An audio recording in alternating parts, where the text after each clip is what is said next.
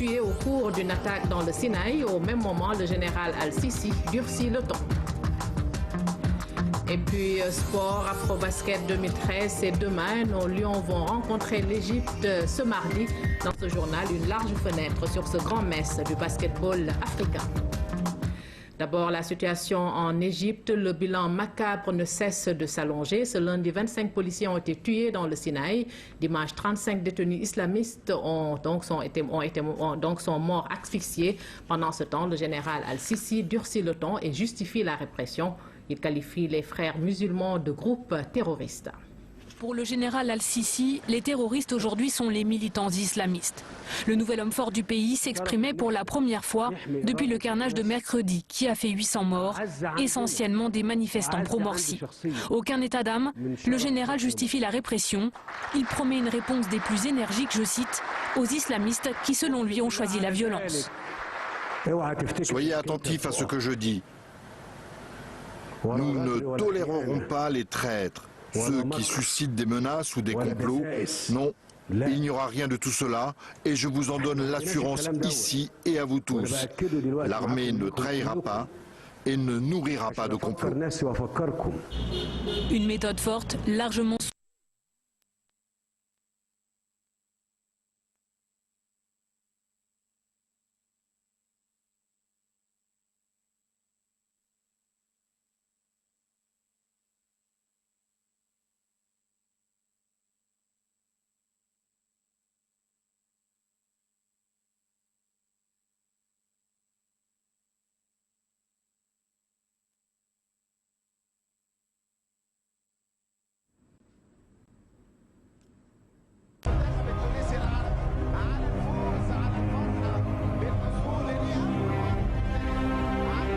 La Tunisie, championne d'Afrique, remet son titre en jeu. 16 sélections nationales vont convoiter le prestigieux trophée de la Coupe d'Afrique des Nations.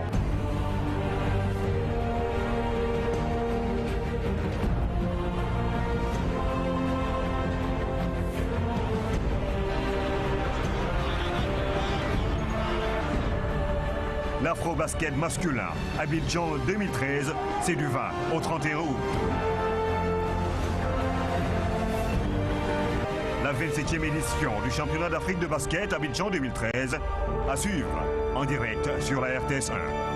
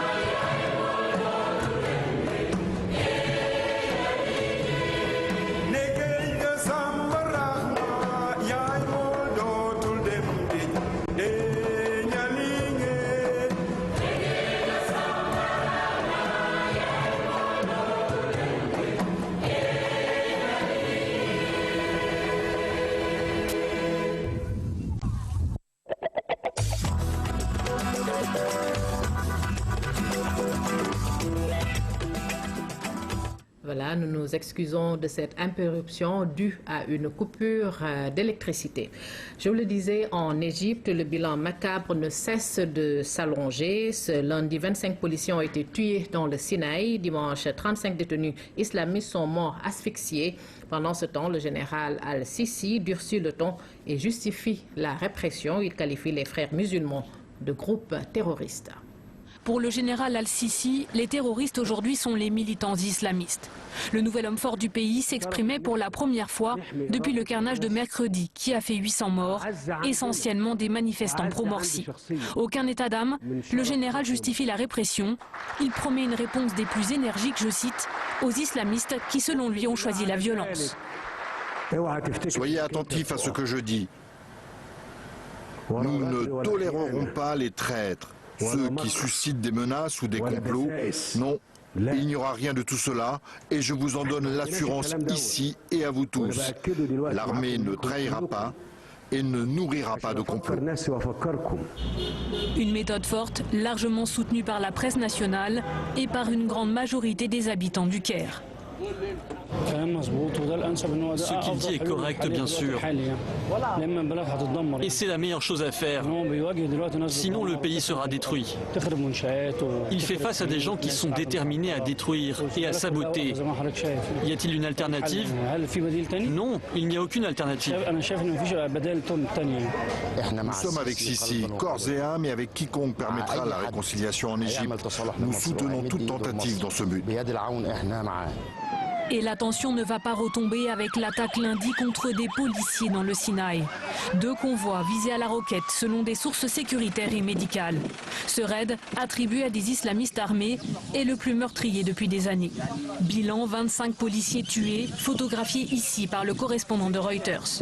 Seulement voilà, ils sont en civil et certains ont les mains liées, jetant le doute sur les circonstances exactes de l'attaque.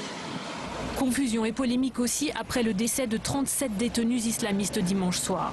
Ces prisonniers, tous des frères musulmans, sont morts asphyxiés par des grenades de gaz lacrymogène tirées dans le camion qui les transportait vers une prison du Caire. Version de l'armée, ils ont été tués car ils avaient kidnappé un policier et tentaient de s'évader. C'est un meurtre de sang-froid, accusent de leur côté les frères musulmans.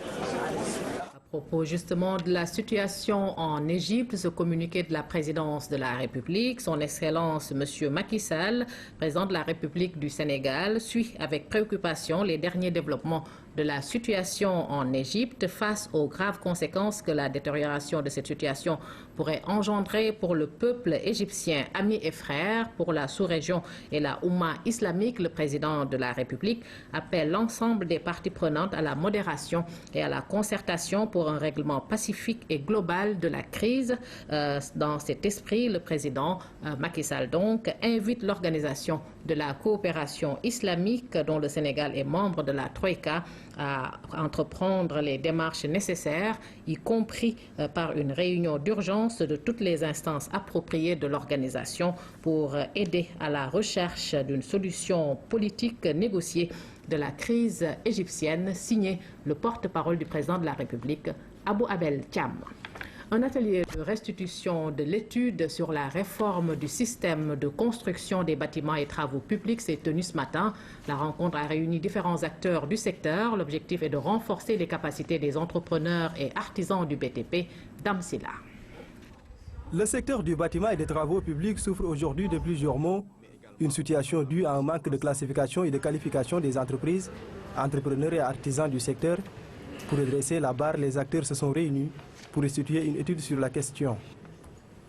Nous avons constaté, nous avons procédé à un diagnostic approfondi du secteur au regard d'un certain nombre d'événements qui se sont produits régulièrement et continuent à se produire, c'est-à-dire des affaissements et des effondrements d'immeubles. Nous avons pensé qu'il était impératif de faire une évaluation de la situation et de savoir exactement qu'est-ce qui est à l'origine de ces malfaçons. Et on s'est rendu compte que la plupart des entreprises qui intervenaient, soit ne produisaient pas cette attestation, parce que la structure qui délivrait l'attestation n'était pas réellement opérationnelle, ou bien lorsque également elles arrivaient à en produire, elles n'avaient pas le profil nécessaire pour réaliser les infrastructures qui leur étaient demandées. Le secteur du bâtiment et des travaux publics demeure l'un des sous-secteurs les plus dynamiques de l'économie du Sénégal. Il enregistre des taux de croissance en progression de l'ordre de 12 à 15% depuis plus de 5 ans. Cela dit, des efforts sont nécessaires pour améliorer les conditions. L'État a mis un ensemble de textes dans le code de la construction et qui encadre la production, qui encadre le contrôle. Donc il y a des structures dans ce pays qui sont chargées de ce contrôle-là et toutes les personnes morales, privées ou publiques doivent recourir à ces contrôles-là dans des conditions fixées par la loi. Les conclusions de cette étude sont résumées dans un document de 187 pages. Il englobe l'ensemble des failles et manquements dans le secteur des bâtiments et des travaux publics. Il sera soumis aux autorités concernées pour son application effective et dans les meilleurs délais. Rencontre des douanes sénégalaises sur les technologies de l'information. Il s'agit pour les administrations des douanes d'échanger sur l'utilisation des technologies de l'information. Les douanes veulent contrôler moins mais contrôler mieux. Et pour cela, elles comptent s'appuyer sur l'outil informatique pour moderniser et accroître leurs moyens. Seydina Lunfal. Une douane zéro papier, c'est possible. Les administrations douanières veulent moderniser leurs services par le recours à la technologie. Consciente que seul le recours à la technologie permet de concilier harmonieusement la facilitation et la sécurisation des échanges, la douane sénégalaise s'est inscrite en première ligne dans cette dynamique en généralisant l'utilisation de l'outil informatique. Celui-ci, à n'en pas douter, est au cœur de la stratégie de modernisation de nos services. L'automatisation des procédures, déjà fortement ancrées, favorise la réduction des délais, des coûts et contribue assurément dans la compétitivité des entreprises. Aujourd'hui, la dématérialisation des documents, devenue une réalité, devrait ouvrir la voie vers une douane zéro papier. Pour mieux gérer les flux d'informations et améliorer les contrôles, les douanes sénégalaises misent sur l'outil informatique. Le système Gaindé, produit sénégalais, une fierté pour les douanes sénégalaises. Nous exportons notre système et je crois que c'est bien que nos compatriotes le sachent. Bien des pays utilisent actuellement le système informatique douanier sénégalais. Je peux citer pour preuve le Kenya qui a eu à emprunter nos systèmes, à l'améliorer et à l'amener à des niveaux que nous, qui en sommes propriétaires, nous n'avons pas pu encore accéder. Le forum des douanes sénégalaises sur les technologies de l'information doit se tenir en janvier 2014, une occasion pour les administrations douanières de vulgariser l'informatique douanière.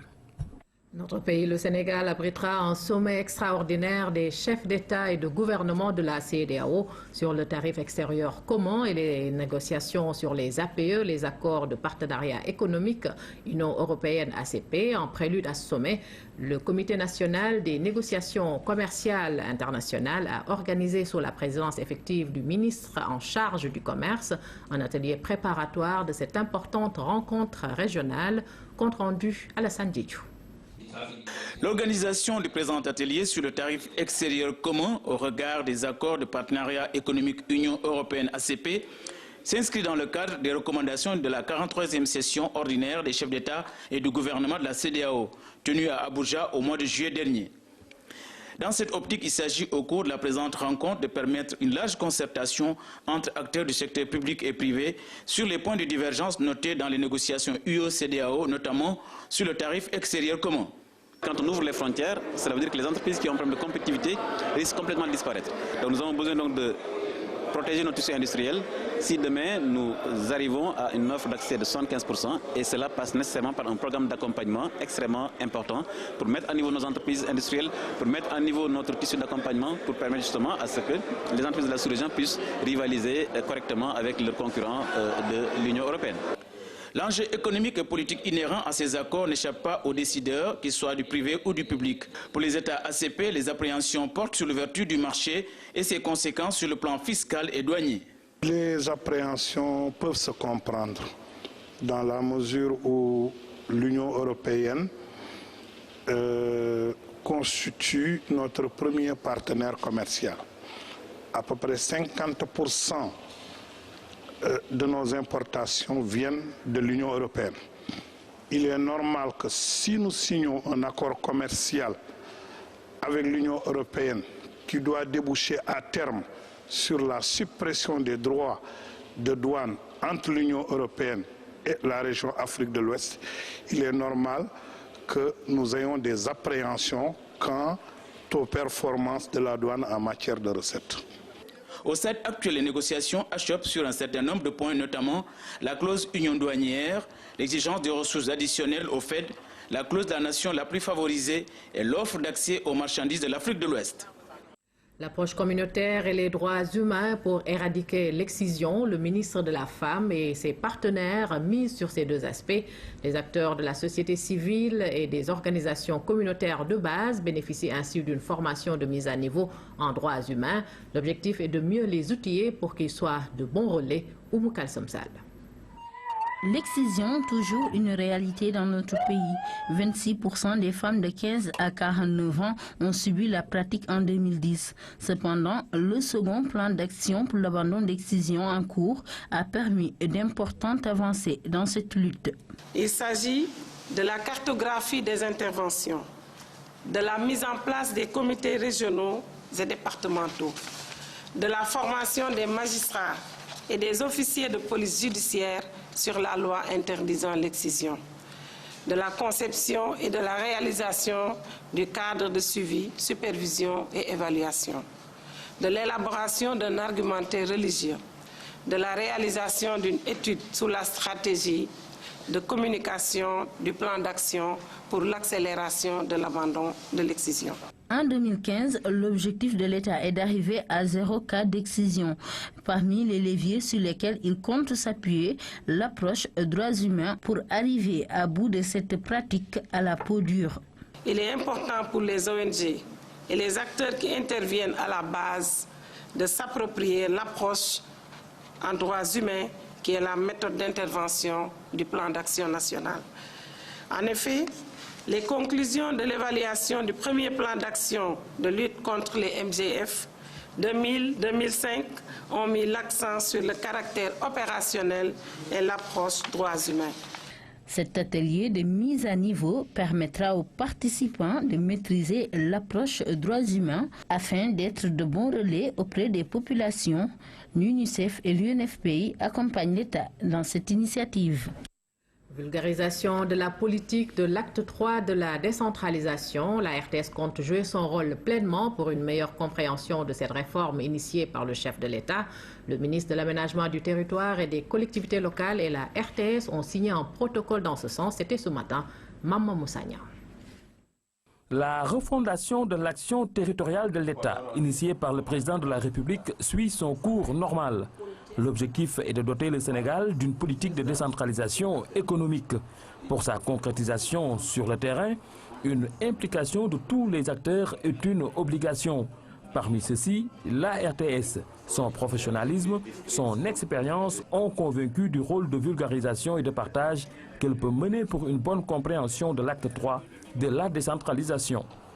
Aujourd'hui, un dispositif de pilotage a été mis en place. Les commissions thématiques sont en pleine réflexion et aussi au niveau territorial, nous avons mis en place des comités régionaux de partage qui sont en train, autour du gouverneur, de réfléchir avec tous les acteurs au niveau local sur le processus de réforme. Et ceci, comme je l'ai dit tantôt, doit être accompagné d'une excellente politique de communication. Et c'est cela que nous voulons chercher aux côtés de la RTS. La RTS, fidèle à ses principes de service public, s'est approprié le plan d'action du ministère de l'Aménagement du Territoire et des collectivités locales. C'est comme si on avait épousé la vision du chef de l'État. On est en train de développer des pôles régionaux de télévision pour effectivement accompagner cette territorialisation-là. Nous sommes à armés, suffisamment armés pour accompagner donc cette politique-là dans le sens, n'est-ce pas, d'une nouvelle impulsion de la décentralisation. Mieux, la RTS compte outiller davantage son personnel en matière de décentralisation. Avant de pouvoir accompagner, partager, il faut avoir compris au préalable où est-ce qu'on va et quelles sont les perspectives. Donc c'est très très important pour qu'ensemble et peut-être avec les autres journalistes, les autres médias, arriver à des sessions de mise à niveau, de partage de cette vision-là. Et à ce niveau-là aussi, on va véritablement accompagner. Le partenariat RTS, ministère de l'Aménagement du Territoire et des collectivités locales signé, c'est un pas important qui vient d'être franchi dans la politique de communication de l'acte 3 de la décentralisation. Parlons de l'édition 2013 du pèlerinage à la Mecque. Le premier vol est prévu ce 22 septembre 2013 donc, mais d'ores et déjà on s'active pour un bon déroulement du pèlerinage. Ce matin, l'heure était à la vaccination contre la fièvre jaune et la méningite. Ibrahim Ndong. Il presse le pas pour s'enquérir de l'état d'avancement des formalités relatives au pèlerinage. Le général Amadou Tidiane Dia, haut commissaire au pèlerinage à la Mecque, veut s'assurer du bon déroulement des opérations. Ce matin, il s'intéresse particulièrement à la vaccination. On vaccine contre la fièvre jaune et contre la méningite. La méningite, c'est la souche asiatique. C'est ce qui le différencie des autres méningites. L'autre, c'est méningite AC. Même il y a des pèlerins qui l'ont déjà fait, mais AC, quand ils viennent, on leur refait ça parce qu'on a besoin de la souche asiatique. Donc on a commencé depuis le 13 pour les vaccinations. À ce moment, on a vacciné au total 1218 pèlerins contre la méningite et 1121 contre la fièvre jaune. Pour faciliter aux futurs pèlerins un bon séjour au lieu saint de l'islam, un guichet unique a été mis en place par l'équipe de cette année. Dès que le médecin décide, avec l'informatique et les papiers qu'on remplit, je peux parcourir en définitive tous les postes qui me permettent de satisfaire aux différentes exigences. Je passe par le service des passeports. Ils ont pris tous les renseignements, ils sont en mesure de demander le visa à l'issue. Je passe par le service de la police ainsi de suite. Et sur un probable report du premier vol prévu le 22 septembre 2013, la réponse du commissaire est sans équivoque. Il est prévu le 22 septembre et le dernier, et normalement pour le départ, le dernier est prévu pour le 30 octobre. Et le premier retour, c'est le 21 octobre.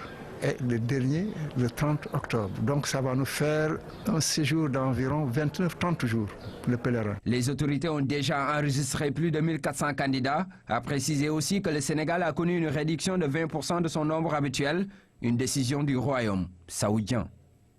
Notre reportage du jour porte sur les essuie-glaces. Cette période d'hivernage est une bonne occasion pour les grossistes et vendeurs de faire de bonnes affaires. Au garage Petersen, c'est la ruée vers cette pièce incontournable pour la visite technique. C'est la ruée donc vers cette pièce incontournable pour la visite technique et des coûts varient entre 2 000 et 15 000 francs CFA. Reportage Waligay à Basso. Les essuie-glaces se vendent comme de petits pains, surtout avec l'hivernage. Pour avoir le cœur net, le tour effectué à Petersen a permis de constater l'ampleur du commerce. Ici, on ne se plaint pas. Ce n'est pas Samba Diop, 13 années d'expérience dans le monde des affaires de la vente des pièces détachées, qui dira le contraire. Nous vendons des essuie-glaces et balais. C'est une affaire qui marche bien. J'ai presque toutes les marques. Japonaises, Touareg et autres.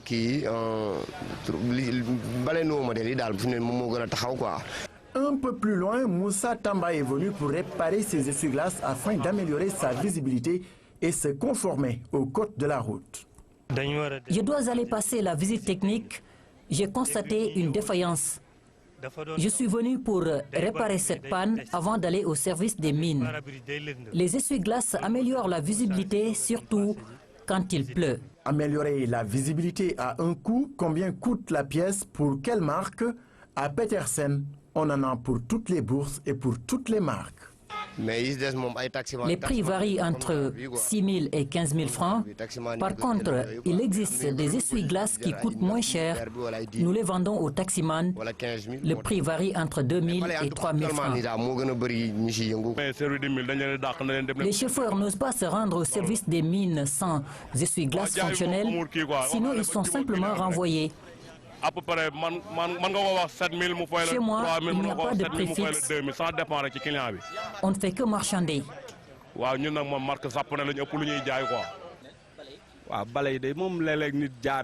Les clients viennent de partout.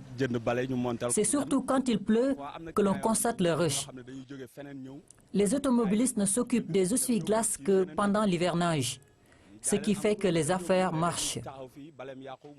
Nous avons quand même de très bonnes relations avec les revendeurs. Nous livrons la marchandise même dans les régions. Nous avons des balais pour toutes les bourses.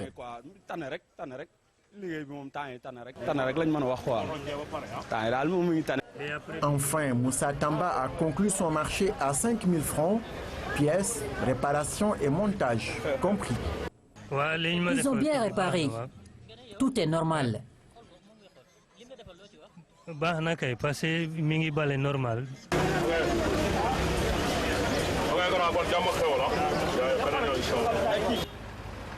Tout comme lui, ils sont nombreux, les automobilistes, à avoir recours au service de ces réparateurs, surtout pendant la saison des pluies où les balais améliorent la visibilité du conducteur. Voilà notre reportage du jour qui portait sur les essuie-glaces en période d'hivernage. Ce communiqué du ministère de l'Intérieur, le ministère de l'Intérieur abritera ce mardi 20 août 2013 à 10 h à la salle de conférence 4e étage, une réunion gouvernementale sur la situation hydrologique au niveau national avec les fortes pluies qui s'abattent sur l'ensemble du pays. Outre le ministre de l'Intérieur, cette réunion verra la participation du ministre de la Restructuration et de l'Aménagement des zones d'inondation, du ministre des Infrastructures et des Transports, du ministre de l'Hydraulique et de l'Assainissement, du ministre des Forces armées, du ministre de la Bonne Gouvernance et porte-parole du gouvernement et du ministre délégué auprès du ministre de l'Économie et des Finances chargé du budget. Justement, pour parler des pluies, nous recevons sur ce plateau le directeur général de l'ANACIM, M. Magueye Maram Ndao. Bonsoir, monsieur. Bonsoir, madame. Voilà, l'ANACIM, c'est l'Agence nationale de l'aviation civile et de la météorologie. Monsieur Ndao, quelle est la situation actuelle de la pluviométrie au Sénégal? Merci beaucoup, madame, de l'occasion que vous m'offrez pour parler de l'assistance que la météo apporte à la gestion des risques d'inondation. Comme vous le savez, nous avions prévu depuis le mois de mai 2013 un hivernage pluvieuse à excédentaire par endroit, et ces prévisions se sont confirmées. C'est ce que vous voyez depuis le mois passé, de fortes pluies qui ont été enregistrées à travers le Sénégal. Comme vous le savez, la situation globale du Sénégal est excédentaire à normale, à part quelques trois poches qu'on peut noter à Ranirou, à Goudiri et à Simenti, qui, je pense, avec les prochaines pluies qui sont prévues, seront complètement comblées. Je dirais que l'excédent qui a été noté tourne autour de 230% à 130%. Quelles sont les prévisions pour les prochains jours? Merci, madame. Les prévisions pour les prochains jours nous enregistrerons pour les prochains jours des pluies par intermittence dans la partie côtière, mais également des pluies à forte intensité, voire modérée, dans la partie centrale et sud du pays. Les prévisions ne sont pas toujours exactes? Je dirais que les prévisions sont toujours difficiles, mais nous parvenons quand même à les réaliser. Cette année, nous avons enregistré plus de 70% de réussite dans le cadre de la prévision que nous avons eu à porter. Que dire justement pour rassurer les populations, du moins donc les inciter à prendre des mesures préventives? Oui, je disais tantôt que la situation pluviométrique globale du Sénégal est excédentaire à normale. Je dirais qu'il y a actuellement, au niveau des différentes zones qui ont été identifiées, c'est-à-dire la zone nord, Nous avons une ville comme Saint-Louis qui a surveillé, qui est fortement excédentaire de plus de 230%. Nous avons au niveau de la zone centre Dakar, effectivement, dont nous connaissons actuellement le volume de quantité d'eau enregistrée. Nous avons également les villes de Mbour et également de Fatick qu'il faut également surveiller, qui sont très excédentaires. Au niveau de la zone sud-ouest, nous avons également les villes de Cap Skirring et Ziguinchor également qu'il faut surveiller, qui connaissent également une situation pluviométrique excédentaire. Pour la partie zone sud-est, elle est normale à déficitaire avec les deux principaux sites que je viens de citer, c'est-à-dire Goudiri et Simenti. Mais avec les prévisions que nous avons eu à faire, nous pensons qu'avec les prochains jours, ce déficit sera rapidement comblé. D'accord. Parlons maintenant de l'aviation civile, notamment la liquidation de la compagnie Air Afrique. Vous me permettrez un peu, avant de parler du volet aviation civile, pour dire qu'au niveau de la météo, nous avons ce qu'on appelle une unité de veille permanente. Et cette unité de veille permanente est chargée d'effectuer, de mener tout au long de la journée des prévisions météorologiques et de procéder à des alertes au niveau effectivement des cellules de veille. C'est ainsi que nous sommes en parfaite collaboration avec la direction de la protection civile, également avec l'ONAS et avec tous les services centraux de l'État qui ont en charge la gestion de ces inondations. Et nous leur portons l'information météorologique nécessaire pour effectivement prendre en charge cet aspect des inondations. Donc maintenant, pour revenir sur le volet... Monsieur Ndao, peut-être parler encore une fois des prévisions. Qu'est-ce qui fait que de temps en temps, sinon souvent, que ces prévisions-là ne sont pas du tout respectées? Oui, j'ai dit tout à l'heure que nous avons prévu depuis le mois de mai que cette année, nous allons avoir un hivernage humide, anormal et excédentaire à certains endroits. Je pense que cela s'est vérifié à plus de 70%. Nous disposons actuellement d'outils comme les images satellitales, Météosat seconde génération. Nous avons également un réseau d'observation global à travers tout le pays qui nous permettent effectivement de disposer de l'ensemble des inputs pour pouvoir mener à bien les prévisions et obtenir des résultats satisfaisants. Voilà, donc revenons à l'aviation civile, notamment avec la liquidation de Air Afrique. Merci Madame. Je pense qu'il faut d'abord dire que l'aviation civile et la météorologie ont été jumelées pour former l'ANACIM, pour des soucis d'optimisation un peu des services centraux de l'État. Également, pour le volet aviation civile, nous avons en charge de mettre en œuvre la politique de l'État en matière d'aviation civile, signer des accords aériens avec les pays, effectivement dans le cadre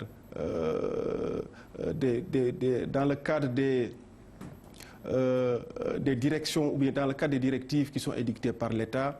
Nous avons également en charge d'élaborer la réglementation et la supervision de la sécurité, mais également assurer l'exploitation de la météorologie dans le cadre, dans le reste du Sénégal, en dehors de Dakar, qui est géré par la SECNA. Pour revenir un peu à la liquidation de la compagnie Air Afrique, je dirais que c'est une compagnie qui avait été créée depuis 1961 et qui a regroupé, qui regroupait 11 pays francophones. La compagnie a été déclarée en faillite depuis 2002 et comme vous le savez, le processus de liquidation est un processus assez complexe. Dès lors que la structure ne dispose pas assez d'actifs pour pouvoir prendre en charge la liquidation. Sinon, elle ne serait pas déclarée en faillite. Pour le cas de Air Afrique, il faut noter qu'actuellement, le volume du passif s'élève à plus de 150 milliards, avec quand même des actifs couverts jusqu'à hauteur uniquement de 3%. Donc vous comprenez que c'est une situation qui est extrêmement complexe. Connaissant cela, l'État a mis en place depuis 2005 ce qu'on appelle un fonds social. Et comme son nom l'indique bien, c'est un fonds social pour assister effectivement les ex-travailleurs d'Air Afrique qui seraient dans des conditions extrêmement difficiles. C'est ainsi que depuis sa création, par une loi qui modifie un peu le code de l'aviation civile, il faut noter que le Fonds social prélève 2% sur les chiffres d'affaires des sociétés d'assistance au sol. Ce qui nous a permis quand même de recouvrer d'un montant de plus de 1,8 milliard. Il y a eu une première phase d'abord depuis 2005 jusqu'à 2012 qui a consisté à chaque fois faire des opérations pour donner des avances Tabaski, des avances Korité et également désintéresser une centaine d'ex-travailleurs. Mais cette fois-ci, nous avons quand même, avec la volonté de l'État et les orientations du ministère en charge de l'aviation civile, qui nous a demandé effectivement, avec ce fonds social, de voir quels étaient les travailleurs qui étaient en situation quand même de précarité assez avancée. Et deuxième chose, de ne toucher à aucun franc du syndic, c'est-à-dire de la liquidation. Parce que comme vous le savez, les cessions au niveau de la liquidation gérées par le syndic sont encadrées par la loi, par un juge commissaire, mais également par le tribunal en charge des affaires collectives. C'est ainsi qu'au niveau de l'ANACIM, nous nous sommes organisés avec le syndicat qui regroupe l'ensemble des travailleurs, l'ensemble des ex-travailleurs d'Air Afrique. Nous avons travaillé en quand même invitant le syndic pour avoir une idée sur les soldes tout compte. Et c'est ainsi que nous avons pu travailler et disposer d'une somme de 722 millions. Mais le processus a été long et oui, le processus a été long, mais il fallait faire quelque chose. Face quand même à la précarité de cette population d'ex-travailleurs Air Afrique, devenue très vulnérable. Certains sont devenus très malades, d'autres ont eu leur famille en complète déliquescence. Il fallait faire quelque chose. C'est ainsi que face à ces orientations données par le ministère de tutelle, nous avons pris quand même, nous, la responsabilité au niveau de l'ANACIM, en associant le SUTAS, mais également en associant le syndic, pour réfléchir sur les voies et moyens, au moins de désintéresser une partie de cette population qui était dans une situation difficile. C'est ce qui fut fait avec le désintéressement de 250 agents, dont 23 qui étaient décédés. D'accord. Donc, un dernier mot peut-être, c'est sur la 38e Assemblée générale de l'OACI. Merci, Madame, pour conclure. C'est un événement majeur qui se déroulera au niveau du siège de l'OACI à Montréal du 24 septembre au 4 octobre. Et c'est une assemblée générale qui se tient tous les 3 ans. Et cette année, le Sénégal participera à cette importante rencontre et enverra une délégation qui sera conduite par le ministre en charge de l'aviation civile. Et durant cette rencontre, sera dégagé les axes de réflexion sur le développement du transport aérien dans le monde et également la sécurité de l'aviation civile dans le monde. Donc c'est un événement majeur où le Sénégal participera au débat, au vote et également aux orientations qui seront données au transport aérien. Voilà, donc je vous remercie. Je rappelle que nous recevions sur ce plateau M. Magueye Maramdao, directeur général de l'ANACIM, l'Agence nationale de l'aviation civile et de la météorologie. Merci d'avoir répondu à notre invitation. Merci, madame. Voilà, célébration de la Journée mondiale de l'action humanitaire. C'est l'occasion d'honorer l'esprit des hommes et des femmes qui aident les autres. En cela, l'année 2013 revêt un cachet particulier puisqu'elle a coïncidé avec le 10e anniversaire de l'attentat contre le siège des Nations Unies en Irak le 19 août 2003. Depuis lors, cette date est dédiée à l'esprit humanitaire. Seydina Lundjugo. De l'empathie, de la tolérance, de la justice, des mots pour débarrasser le monde de ces mots. Les Nations Unies, dans la célébration de l'action humanitaire, s'inscrivent dans une démarche inclusive globale. C'est une campagne qui va durer long d'un mois. On demande à tout le monde de nous dire de quoi le monde a plus besoin. Le monde a besoin de plus de prévention. C'est décidé par le Sénégal, car l'approche est aussi mise en œuvre à l'échelle nationale de concert avec les autorités du pays. Nous, on a travaillé avec la direction de la protection civile au Sénégal, essayer de travailler pour prévenir et réduire les impacts des crises humanitaires. Mais l'action humanitaire n'est pas qu'une affaire de vœux pieux. Elle est cet esprit altruiste exprimé partout dans le monde, que ce soit en zone de guerre, après une catastrophe naturelle. Ils sont des millions à œuvrer au service de victimes de sinistres, parfois au péril de leur vie. Il en est ainsi pour les travailleurs humanitaires tués lors d'un attentat contre le siège des Nations Unies en Irak. 22 collègues ont perdu leur vie et donc aujourd'hui on marque cette journée pour nous rappeler de la vie des collègues perdus dans leur travail et qui ont dédié leur vie à aider les autres. En rappelant le sacrifice, on veut aussi célébrer toute l'activité humanitaire qui se fait autour du monde. Chaque année, on dépense plus de 11 milliards de dollars pour aider des millions et des millions de gens en crise. 2013 marque le 10e anniversaire de ce drame, dont la date 19 août est consacrée à la célébration de l'action humanitaire.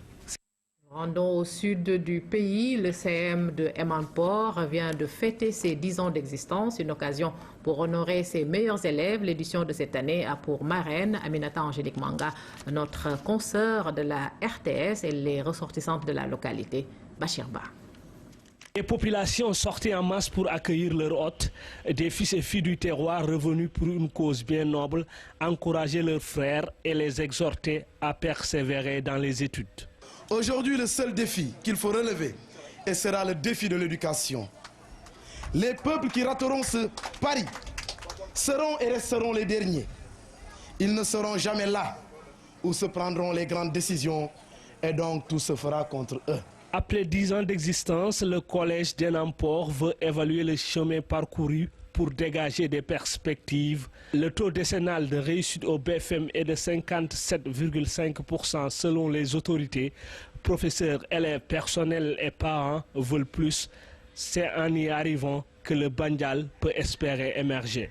Je demande à tout un chacun de prendre part à l'élan de développement, à l'élan de solidarité, de se considérer comme les dignes fils et les dignes filles de la nation, pour qu'ensemble nous puissions travailler à l'élaboration d'une république émergente. La crème est toujours sortie du terroir. Des figures telles que Djignabo Bassène, Georges Tenet ou Marcel Bassène entre autres, et c'était à des périodes beaucoup plus difficiles. Autrefois, nos grands-parents, nos parents, quittaient le Mofevi pour se rendre à Ziguinchor à pied. Ils parcouraient presque 40 km pour aller étudier et revenir à Emanpor et parfois sans manger. Donc je vous demande de bien entretenir cet outil qu'est le CM, de mériter les efforts de l'État du Sénégal, de mériter les sacrifices de vos parents. Les meilleurs élèves de la localité ont été récompensés et les invités honorés.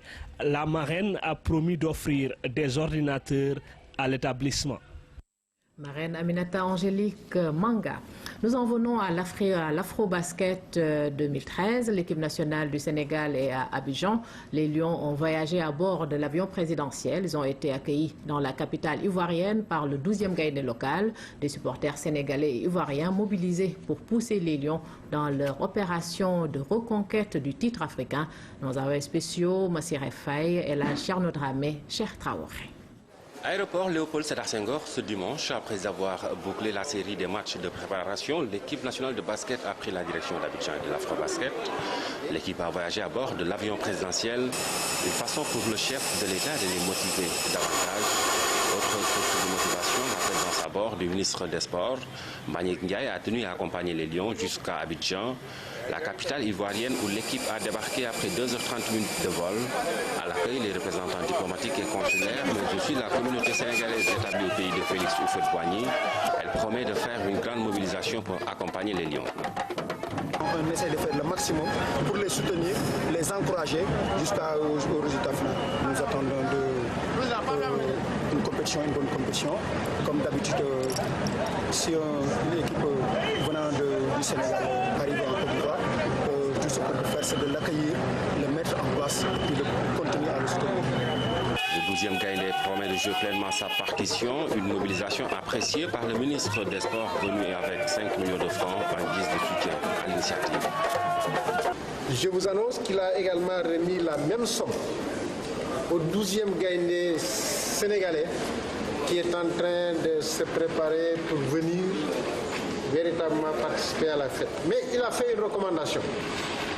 Sachez qu'en allant en Côte d'Ivoire, chercher à ramener la coupe, le peuple ivoirien est un peuple frère, un peuple ami, que vraiment tout se passe dans le fair play, dans la fraternité mais également dans la sportivité. Après cet accueil, les Lions ont rejoint leur hôtel. Ce lundi, ils vont mettre la dernière touche à leur préparation en attendant le début de l'Afrobasket prévu ce mardi au Palais des Sports d'Abidjan. Voilà, du côté des Sénégalais, tout est fin prêt. Selon le président Baba Tandian, l'État et la Fédération ont mis tous les moyens à disposition. La balle est maintenant dans le camp de l'équipe. Nous l'écoutons au micro de Cheikh Traoré.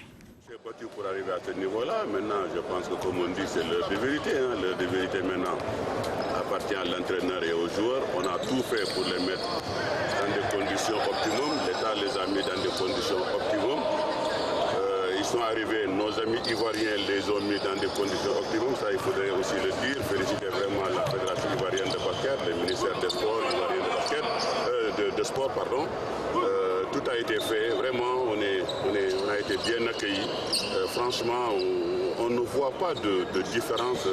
C'est comme si on était à Dakar en quelque sorte. Et vous savez, le stade où on est, c'est pratiquement un environnement, on appelle ici, les gens l'appellent un peu le petit Koloban. Il y a énormément de Sénégalais qui habitent autour de ce stade-là. Parfois on a l'impression même de vivre au Sénégal. Le Sénégal, en retravaillant sa défense, peut prétendre à gagner le titre continental ou se qualifier au prochain mondial de basket. C'est l'avis du coach Bassirou Badji. Il est le dernier entraîneur à avoir gagné en 1997 une Coupe d'Afrique pour le Sénégal. Pour cette édition, donc 27e édition Abidjan 2013, le Sénégal, à travers le président de la République, a mis l'équipe nationale dans des conditions de performance d'Ahaba. J'ai décidé de mettre à votre disposition l'avion de commandement.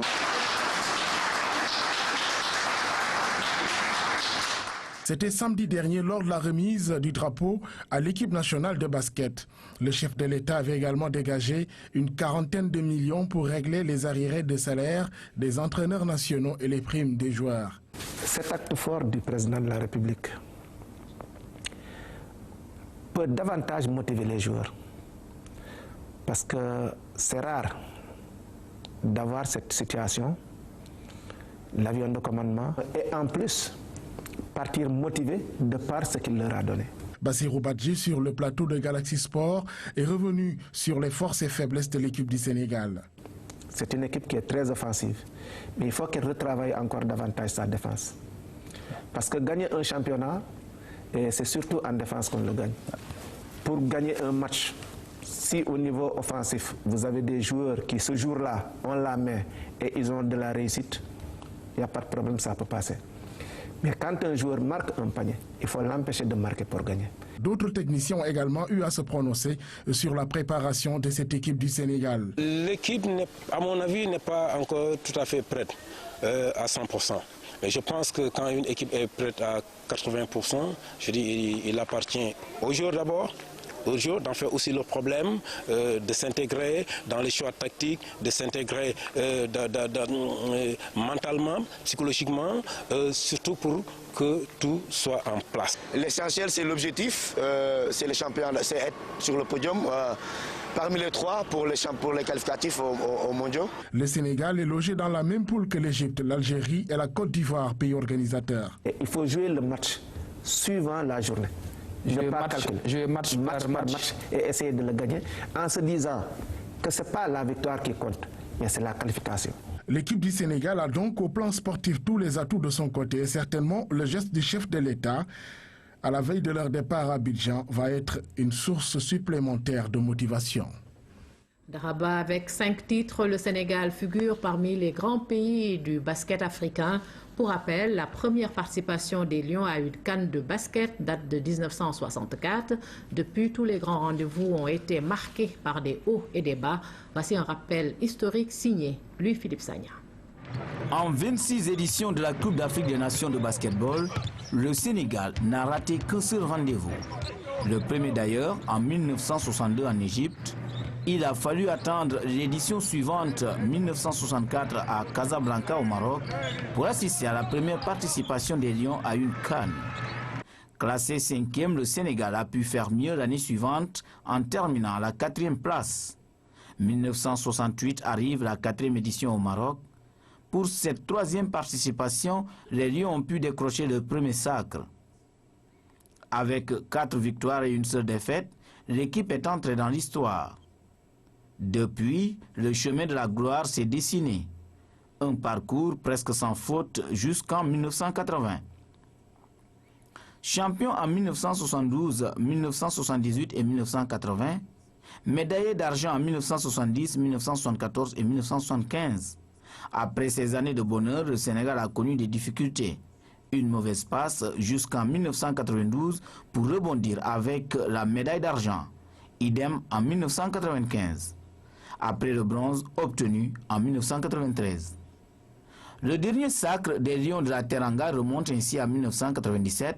C'était à domicile face au Nigeria. Un 5e titre décroché lors de la 19e édition. Fidèle à son parcours en dents de scie, le Sénégal ne retrouvera le podium qu'en 2003 avec le bronze, puis en 2005 avec l'argent. S'il y a une page véritablement sombre, c'est celle de la CAN 2007 disputée en Angola. L'équipe avait occupé la 9e place à l'issue de la compétition. Depuis, elle peine à se relever. 7e en 2009 en Libye et 5e tout dernièrement en 2011 à Madagascar. Pour cette 27e édition en terre ivoirienne, tout est possible. Elles sont donc 16 équipes pour une couronne. Elles ont été réparties dans 4 poules de 4 équipes. Aucune d'elles ne sera éliminée au premier tour. Les éliminatoires directs commencent à partir du 2e tour. En attendant, voici une présentation des 4 groupes avec Moussa Mané. Pour la 2e fois de son histoire, après 1992, la Côte d'Ivoire va donc accueillir la grande fête du basketball continental. Une compétition qui regroupe 16 équipes africaines réparties en 4 poules.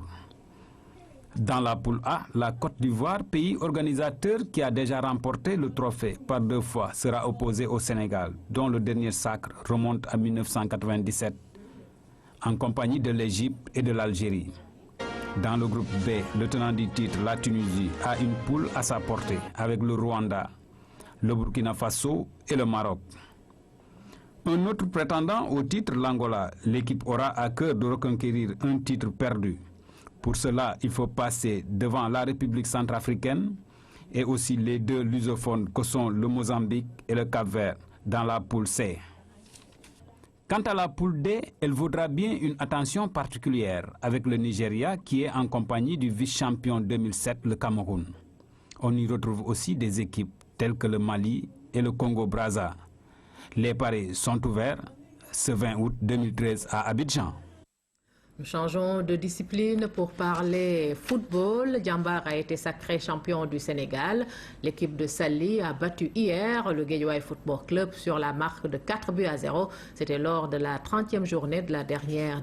C'était lors de la 30e et dernière journée du championnat. Match disputé au stade Fodewad de Sali. Djambar, qui n'a que 10 ans d'existence, remporte son premier titre de champion du Sénégal.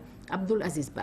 Au nom de la Fédération sénégalaise de football, au nom du président Senghor, je voudrais donc, à l'ensemble de la Ligue également, vous remettre ce trophée aujourd'hui.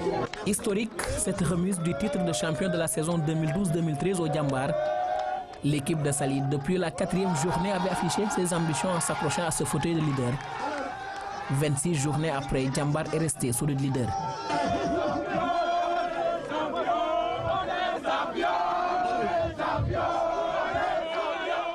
Franchement parlant, on le mérite. On a beaucoup travaillé, on a cru en nous.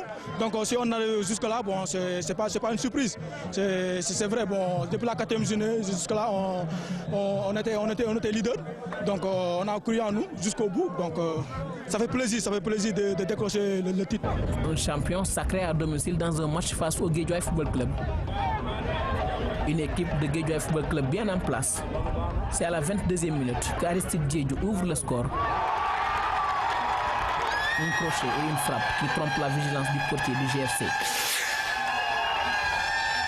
L'équipe de Guédiawaye n'a même pas eu le temps de se replacer après ce but. Le capitaine de Djambar, Emmanuel Gomis, double la mise à la 23e minute.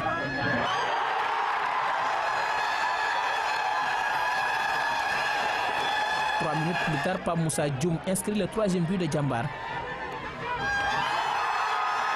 une bonne avance pour aller à la pause.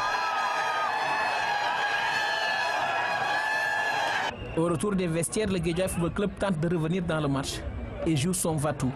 À 1 minute de la fin du match, le Guédiawaye Football Club encaisse un 4e but. Le doublé pour Pamoussa Djumsou, 4-0 pour Djambar, qui est le nouveau champion du Sénégal. C'est une victoire dans la douleur et dans le courage. Donc voilà, mais ça vaut mieux que ça, on vaut mieux. Donc voilà, je pense qu'on a mérité, même si ça a été difficile en un moment. C'est parce qu'on est resté tout le temps solidaire, on est resté très positif sur les moments difficiles. Et aujourd'hui, on a récolté les fruits du travail. Et alhamdoulilah rabbil alamin. Djambar gagne son premier titre dans l'histoire du football sénégalais, 10 ans après sa création. Un beau cadeau d'anniversaire offert au président du centre de formation. À l'issue de cette 30e journée du championnat, le président de la Ligue sénégalaise de football professionnel tire un bilan plutôt satisfaisant de la saison. Selon lui, malgré les difficultés notées, le championnat est arrivé à son terme. Voici à ce propos Sayer Seck, il est donc le président de la Ligue 1, interrogé par Abdoul Aziz Ban. On a quand même gagné le pari d'une compétition régulière qui a été suivie.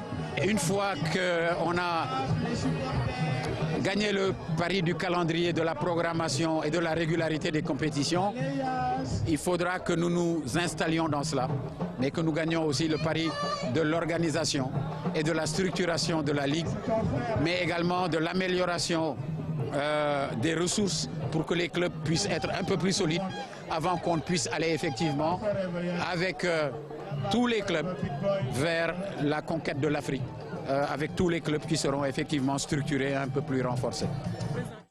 Suite de notre série de portraits sur les candidats à la présidence de la Fédération sénégalaise de football. Ce lundi, nous vous présentons Madi Touré, un homme qui veut aider le football amateur et mettre l'accent sur la formation des acteurs du ballon rond. Son portrait est dressé par Ibrahim Mboup. Madi Touré, 47 ans, président fondateur de Génération Foot, un centre de formation qui a produit plus de 80 footballeurs professionnels, dont une cinquantaine de Sénégalais de 2000 à aujourd'hui. Un homme du sérail qui veut servir encore le football. Ma seule motivation et ma seule préoccupation aujourd'hui, c'est de remettre le football amateur sur les bons rails. Titulaire d'un BEP en comptabilité informatique, ancien directeur de Sprint Communication et Management, ex-agent hospitalier à l'hôpital Princesse Grace de Monaco, Madi Touré a été aussi recruteur pour le compte de plusieurs clubs français. S'il est élu, l'homme compte mettre en œuvre un programme novateur. Former les entraîneurs, former les arbitres, former les joueurs, les cadres administratifs, allouer une subvention à tous les clubs. Parce que le gros problème fondamental, c'est la subvention des clubs, parce qu'ils ont un gros problème de finances. Et dans mon programme aussi, j'ai prévu aussi un fonds de garantie pour les internationaux et les anciens joueurs. Pour être président de la fédération, il faut des soutiens, beaucoup de soutien. Sur ce plan, Madi Touré avoue ne pas avoir des soucis à se faire. J'ai le soutien de tous les sportifs qui m'ont appelé, qui m'ont encouragé. J'ai le soutien du peuple sénégalais parce que j'ai créé quand même un site web où j'ai eu tous les encouragements des Sénégalais. Et le dernier soutien qui me tient à cœur, j'ai le soutien de ma mère, de ma famille. Pour cet homme parti en France à l'âge de 15 ans et dont le rêve de devenir footballeur pro a été brisé par une grave blessure, la campagne se poursuit en attendant l'heure de vérité. Le lutteur Balla Gaye 2 était dans nos murs cet après-midi. Il a salué le déplacement du chef de l'État en banlieue au chevet des sinistrés. Il a également lancé un appel au civisme. Nous l'écoutons. Encourager Sénégalais yëpp, gërëm Sénégalais yëpp bi nga xamante ne ndaw taw na Je voudrais tout d'abord remercier le peuple sénégalais qui m'a toujours soutenu, mais aussi encourager ceux-là qui font face aux inondations, surtout ces populations de la banlieue dakaroise. Nous saluons en ce sens-là la démarche de son Excellence le chef de l'État. C'est qu'il est allé rendre visite aux sinistrés et il a fait le tour de la banlieue. Nous qui sommes de cette zone, nous lui en sommes reconnaissants car c'est une situation qui nous tient à cœur. C'est un acte de haute portée patriotique en ces temps de calvaire. Je voudrais ainsi lancer un appel aux Sénégalais pour davantage de protection de notre environnement et toutes les infrastructures connexes comme les caniveaux, sans lesquels il y aura toujours des inondations. Je voudrais davantage lancer un appel au civisme. A précisé que le lutteur Balla Gaye 2 a été reçu cet après-midi par le directeur général de la RTS dans le cadre de la préparation de la 4e édition de la Caravane de la Paix, ainsi que Gorgui Sy Dieng, le basketteur sénégalais récemment drafté en NBA, le championnat professionnel de basket américain.